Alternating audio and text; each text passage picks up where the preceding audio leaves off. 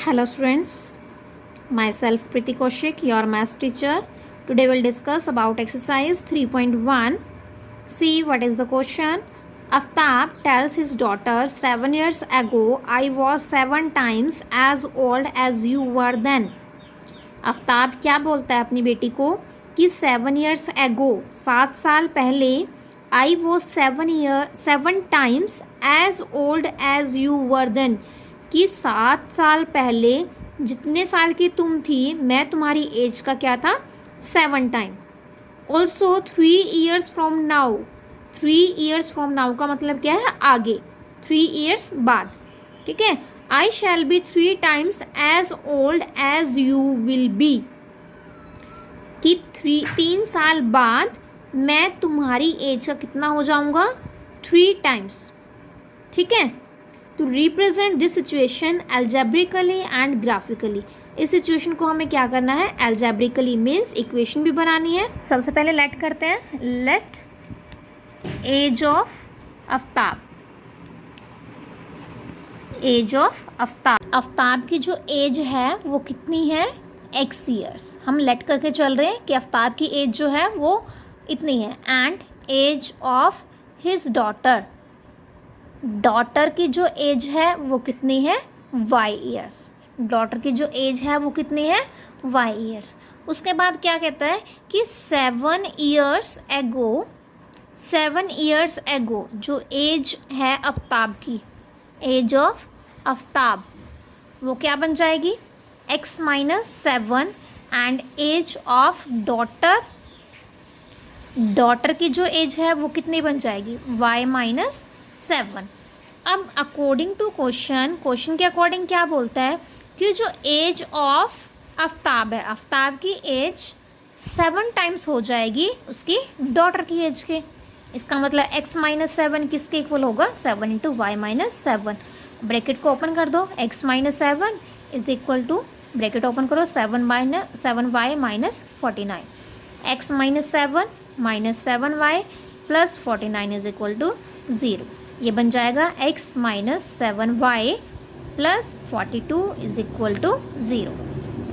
ठीक है, अब उसके बाद क्या बोलता है आफ्टर 3 years, आफ्टर 3 years जो एज है आफ्ताब की, एज ऑफ आफ्ताब, आफ्ताब की जो एज है वो कितनी होगी 3 साल बाद x प्लस 3 होगी. और एज ऑफ डॉटर, डॉटर की जो एज है वो कितनी होगी y प्लस 3 होगी.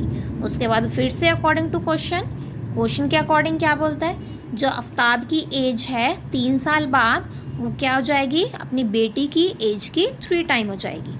ठीक है, इसका मतलब x plus 3 is equal to 3y plus 9. तो x plus 3 minus 3y minus 9 is equal to 0. तो x minus 3y minus 6 is equal to 0. ठीक है, ये इक्वेशन हमारे पास 1 थी, ये इक्वेशन 2 थी.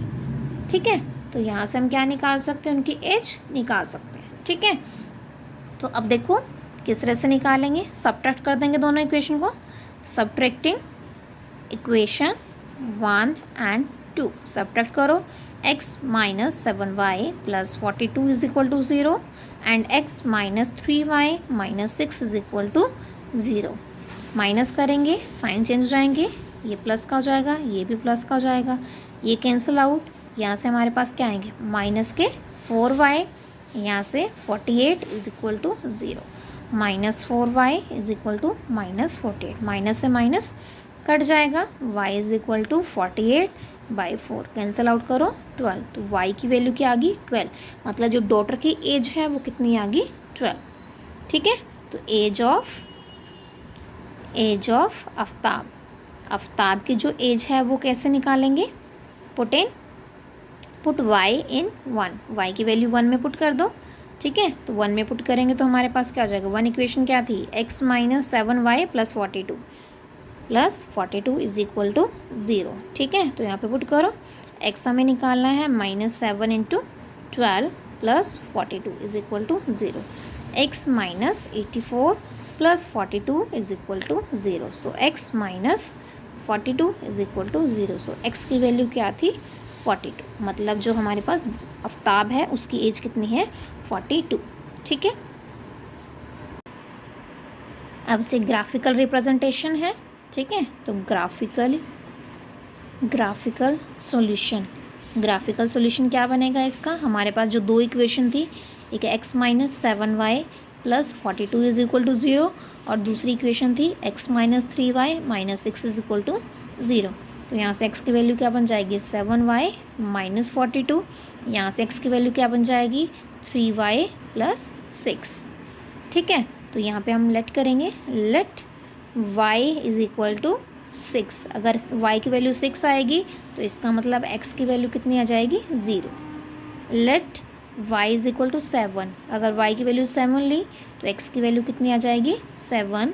Late y is equal to 8, अगर y की वैल्यू 8 ली तो x की वैल्यू कितनी आ जाएगी 14। तो इस तरह से हम इसके सॉल्यूशंस निकाल सकते हैं। वैल्यूज़ कुछ भी पुट कर सकते हैं, ज़रूरी नहीं है मैंने अगर y की वैल्यू 6 ली है तो आप 6 ही लोगे। y की वैल्यू आप 0 भी ले सकते हो, 1 भी ले सकते हो, 2 भी ले सकते हो, जो आपको ठीक लगे। ठीक है, उसके बाद यहाँ से अगर हम लेट करेंगे, let y is equal to 0, अगर y की वैल्यू 0 ली तो x की वैल्यू कितनी आएगी, x की वैल्यू आएगी 6। अगर y की वैल्यू 1 ली तो यहाँ से x की वैल्यू कितनी आ जाएगी 9। अगर y की वैल्यू हमने 2 ली तो यहाँ से x की वैल्यू कितनी आ जाएगी 12। ठीक है, तो यहाँ से इन दोनों के सॉल्यूशंस लिख लो, दो जो आए हैं हम निकाले हैं।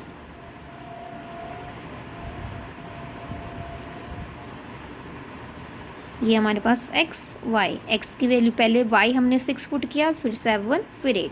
x की वैल्यू पहले 0 आई, फिर 7 आई, फिर 14 आई। ठीक है, इसी तरह से यहाँ पे बनाएंगे हम। ये हमारे पास सॉल्यूशंस हैं x y, पहले y की वैल्यू हमने 0 ली, फिर 1 ली, फिर 2 ली, और जो x की वैल्यू पहले 6 थी, फिर 9 आई, फिर 12 आई। ठीक है, अब इसका हमें क्या करना है, ग्राफ बनाना है। ठीक है, देखो ग्राफ किस तरह से बनाएंगे। अब देखो हमें ग्राफ ड्रॉ करना है, तो ग्राफ के लिए देखो हमारे पास जो वैल्यूज़ है, x की वैल्यू कैसे वेरी करिए 0, 7, 14, और यहाँ पे x की वैल्यू है 6, 9, 12। तो मतलब सारे डिफरेंट वैल्यू है, तो इंटरवल ऐसा लो जो ना ज़्यादा बड़ा हो ना ज़्यादा छोटा हो। ठीक है, यहाँ पे मैंने 2, 2 का इंटरवल लिया है, पहले 2 लिया, फिर 2, 4, 6, 8, 10 and up to so on. आप 1, 2, 3, 4 करके भी ले सकते हो, 5 का भी ले सकते हो, 5, 10, 15, 4 का भी ले सकते हो, 3 का भी ले सकते हो, जो आपको ईजी लगे। ठीक है, मैंने 2, 2 का इंटरवल लिया है क्योंकि वैल्यूज़ ना छोटी है ना ज़्यादा बड़ी है। ठीक है, तो फर्स्ट देखो क्या है, x की वैल्यू 0, y की वैल्यू 6, तो y की वैल्यू 6 कहाँ पे होगी, y एक्सिस पे। तो यहाँ पे हमारे पास क्या हो जाएगा, x तो 0 बनेगा और y की वैल्यू क्या बनेगी 6। ठीक है, उसके बाद 7, 7, y की वैल्यू भी 7 और x की वैल्यू भी 7। तो 7 देखो कहाँ पे आएगा, यहाँ से यहाँ पे बनेगा, क्योंकि इधर से हमें देखना 7 यहाँ आ रहा है और इधर से 7 यहाँ आ रहा है। तो ये हमारे पास क्या जाएगा 7, 7। उसके बाद 8, 14, 8, 14। अब देखो x की वैल्यू 14 है और y की वैल्यू 8 है। ठीक है, x की वैल्यू 14 है तो x 14 कहाँ पे है हमारे पास, ये है x 14। ठीक है, ये x 14 है और y की वैल्यू 8, y की वैल्यू 8 कहाँ पे बनेगी, यहाँ पे। ठीक है, ये हमारे पास क्या आ जाएगा 8। ठीक है, अब उसके बाद क्या है, सेकंड वाली इक्वेशन देखो, उसके अंदर क्या है 6, 0, 6, 0। तो x की वैल्यू हमारे पास 6 है और y की वैल्यू 0 है, तो यहाँ पे आ जाएगा, ये क्या बनेगा हमारे पास 6, 0। ठीक है, ये क्या था, ये हमारे पास था 14, 8। ठीक है, अब सेकंड है 9, 1, x की वैल्यू 9, x की वैल्यू 9 यहाँ बनेगी और y की वैल्यू 1 यहाँ बनेगी। ठीक है, तो ये हमारे पास क्या आ गया 9, 1। ठीक है, उसके बाद क्या 12, 2, x की वैल्यू 12, y की वैल्यू 2, तो x की वैल्यू 12 ये रही, y की वैल्यू 2 यहाँ पे बनेगी। तो ये पॉइंट हमारा यहाँ बनेगा, ये क्या है 12, 2। ठीक है, अब इनको ज्वाइन कर दो, इन पॉइंट्स को ज्वाइन करो। ठीक है, ये आगे ले जाओ। ठीक है, सीधा लेके जाना है इसको। अब यहाँ से इसको ज्वाइन करेंगे। ठीक है, जब इसको प्रोड्यूस करेंगे तो ये कहीं ना कहीं जाके क्या हो जाएंगे, इंटरसेक्ट करेंगे। ठीक है, कहीं ना कहीं जाके क्या करेंगे, इंटरसेक्ट करेंगे। तो ये जो था हमारे पास, ये रिप्रेजेंटेशन थी फर्स्ट क्वेश्चन की। ठीक है, ना सी थर्ड क्वेश्चन। अब थर्ड क्वेश्चन सेकंड क्वेश्चन में देखो क्या है, the coach of a cricket team buys 3 bats and 6 balls for 3900. Later, she buys another bat and 2 more balls of the same kind for 1300. Represent this situation algebraically and geometrically. क्या है, किसी coach ने क्या किया है, 3 bat और 6 ball 3900 के खरीदे हैं, और बाद में उसने क्या किया है, 1 बैट और 2 बॉल, ठीक है, वो कितने की खरीदी है, 1300 की. ठीक है, तो हमें इसको क्या करना है, algebraically रिप्रेजेंट करना है. ठीक है, और साथ में इसका ग्राफ भी बनाना है. देखो कैसे करेंगे. ठीक है, तो सबसे पहले हमने क्या किया, लेट करी, कॉस्ट ऑफ बॉल जो है x है, कॉस्ट ऑफ बैट जो है वो x है, और cost of ball 1 ball y है. उसके बाद क्वेश्चन क्या बोलता है कि उसने 3 बैट खरीदे हैं और 6 बॉल खरीदी हैं. इसका मतलब एक बैट की अगर x थी तो 3 की कितनी हो जाएगी, 3 इंटू एक्स, और अगर एक बॉल की y थी तो 6 की कितनी हो जाएगी, 6 इंटू वाई. और टोटल मिला के कितने दिए हैं उसने, 3900. तो यहाँ से 3 कॉमन निकाला, फिर 3 को उधर लेके गए, कैंसिल आउट हो जाएगा, तो ये बनेगा हमारे पास 300. ठीक है, तो यहाँ से हमारे पास ये इक्वेशन बन जाएगी x + 2y = 1300. ठीक है, x + 2y = 1300. ठीक है, उसके बाद क्या बोलता है, सेकंड क्या बोलता है कि अगर एक बैट खरीदता है, अगर उसने बैट खरीदा और क्या खरीदी, 2 बॉल खरीदी, एक बैट खरीदा और 2 बॉल खरीदी, उसने कितने पे किए, 1300. तो इसका मतलब हमारे पास दोनों इक्वेशन जो है वो सेम ही तो बनी. दोनों इक्वेशन क्या है, सेम टू सेम है. इसका मतलब जो ग्राफ बनेगा वो सेम ही बनेगा हमारे पास. ठीक है, तो सबसे पहले फर्स्ट के लिए बनाएंगे x + 2y = 1300. ठीक है, तो यहाँ पे लेट करो, लेट y = 200. y को अगर 2 लेट किया हमने तो x की वैल्यू कितनी आ जाएगी, x आ जाएगा हमारे पास 900. लेट y = 300, अगर 300 लेंगे तो x की वैल्यू आ जाएगी 700. लेट y = 400, इसका मतलब x की वैल्यू क्या आ जाएगी यहाँ से 500. ये हमने इस इक्वेशन में पुट करके निकाल लें. ठीक है, अब दूसरी इक्वेशन जो थी हमारे पास वो भी सेम थी, x + 2y = 1300, तो सेम बनेंगे. लेट y = 200, y अगर 200 है, x कितना आएगा 900. लेट y = 300, x हमारे पास है 700. ठीक है, तो लेट y = 400, तो लेट y = 400, x कितना आ जाएगा 500. ठीक है, तो यहाँ से हमारे पास जो दोनों के सॉल्यूशन बने वो सेम है, क्योंकि इक्वेशन जो थी वो दोनों सेम थी. तो ये x y की वैल्यू क्या है, 200, 300, 400, 900, 700, 500, ये हमारे पास x की वैल्यूज़ है. ठीक है, इसी तरह से सेम सॉल्यूशन हमारे पास सेकंड वाली इक्वेशन के हैं. x y ये 900, 700, 500, ये 200, 300, 400. ठीक है, अब इसका ग्राफ बनाएंगे.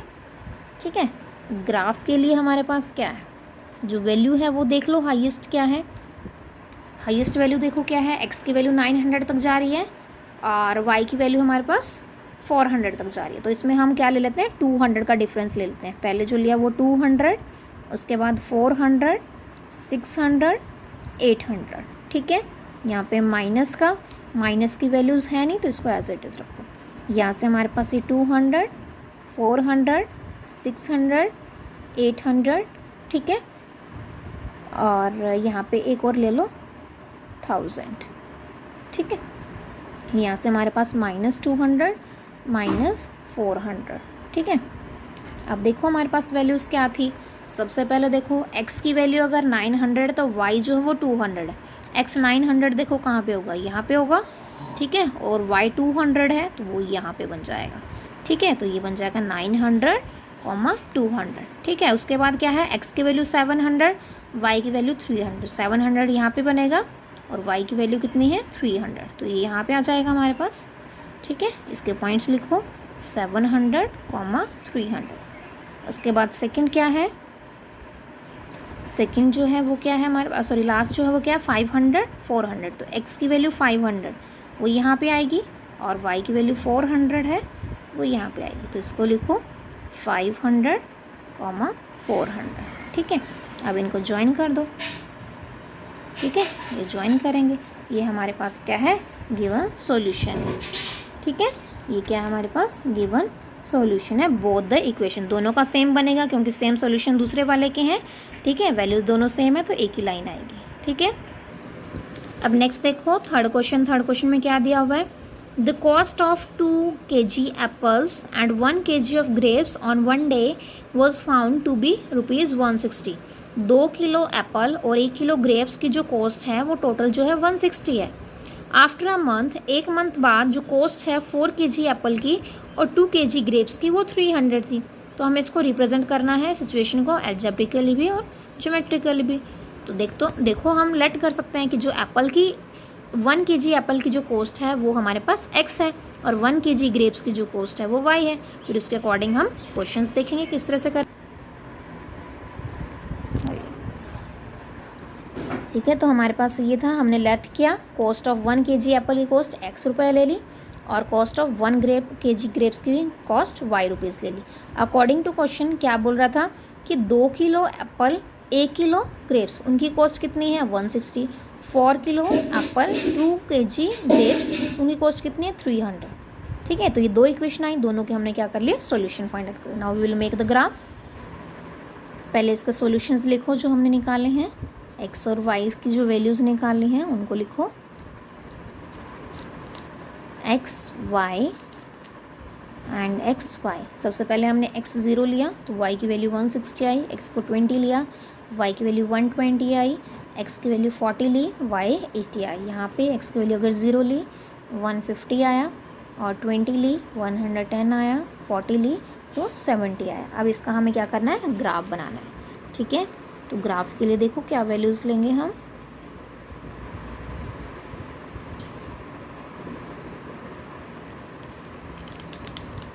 अब देखो जो हमारे पास x की हाईएस्ट वैल्यू है वो कितनी है, x की हाईएस्ट वैल्यू हमारे पास सिर्फ 40 तक है। ठीक है, लेकिन y की जो हाईएस्ट वैल्यू है वो कहाँ तक है, 160 तक। ठीक है, तो ऐसा लो कि हमारे पास जो वैल्यूज़ है ना ज़्यादा बड़ी आए और ना ज़्यादा छोटी आए। ठीक है, तो इसका मतलब हम क्या ले सकते हैं, अगर 50-50 का ले, अगर 50-50 का इंटरवल है तो ये हो जाएगा 0, या फिर 20 का ले लो, ये हमारे पास 20, 40, 60, 80, 100, 120, 140, 160 एंड अप टू 100। ठीक है, इसी तरह से यहाँ से 20, 40, 60, 80, 100, 120, 140। ठीक है, अब नेगेटिव वैल्यू है नहीं हमारे पास, लेनी है लो, नहीं तो ना सही। तो ये हमारे पास -20 अगर 1-2 लेनी है तो ले लो। अब उसके बाद वैल्यू देखो, x की वैल्यू 0, y की वैल्यू 160, x की वैल्यू 0, y की वैल्यू 160। तो देखो कहाँ पे बनेगा, y 160 कहाँ पे है, y 160 यहाँ पे आएगा। ठीक है, तो इसको मार्क करो, ये हमारे पास क्या है 0,160। ठीक है, उसके बाद देखो क्या है 20, 120। तो x की वैल्यू 20 कहाँ पे है, ये रही, और y की वैल्यू कहाँ बनेगी 20, यहाँ पे। तो ये पॉइंट हमारे पास यहाँ पे आ जाएगा, और ये क्या है 20, 120। ठीक है, उसके बाद 40 एंड 80, x की वैल्यू 40 और y की वैल्यू 80, ये यहाँ पे बनेगी। ठीक है, तो इसको मार्क कर दो 40, 80। अब इन तीनों पॉइंट्स को ज्वाइन कर दो। ठीक है, ये तीनों एक दूसरे को कट करेंगे। ठीक है, तीनों एक दूसरे को कट करेंगे। अब उसके बाद क्या है हमारे पास, सेकंड जो है वो इक्वेशन देखो, x की वैल्यू 0, y की वैल्यू 150। तो x की वैल्यू 0, y की वैल्यू 150, वो कहाँ पे होगी, ये बीच में होगी, यहाँ पे ये वाला जो पॉइंट है यहाँ पे लिख रही हूँ मैं 0,150। ठीक है, उसके बाद क्या है 20, 110, x की वैल्यू 20 और y की वैल्यू 110, तो वो कहाँ पे होगी, ये पॉइंट होगा, यहाँ पे आएगा। ठीक है, तो ये वाला पॉइंट क्या है, ये यहाँ पे लिख रहे हो 20,110। ठीक है, उसके बाद क्या है 47, उसके बाद है 40 और 70। तो x की वैल्यू 40 ये रही और x की वैल्यू 70 कहाँ बनेगी, यहाँ पे। ठीक है, तो ये हमारे पास ये आ गया 40,70। अब इनको ज्वाइन कर दो, इनको जब ज्वाइन करेंगे तो हमारे पास एक इस तरह की स्ट्रेट लाइन आएगी। ठीक है, ये था हमारे पास ग्राफ, ये थी एक्सरसाइज 3.1।